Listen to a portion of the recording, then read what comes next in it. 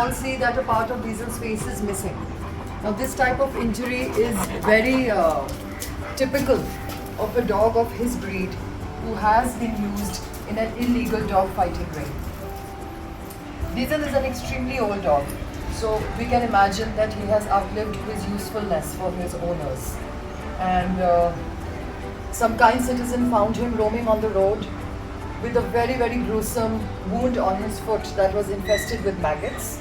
And of course, he had little injuries all over his body. So we rescued this baby. No, we rescued this baby and got him to a hospital.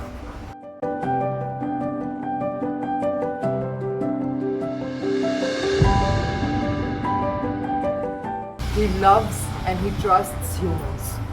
It's very surprising.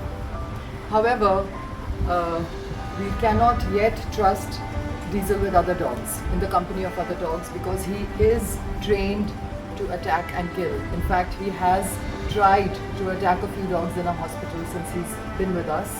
But we are trying to recondition him. We are trying for him to get used to the company of other dogs and understand that they mean him no harm.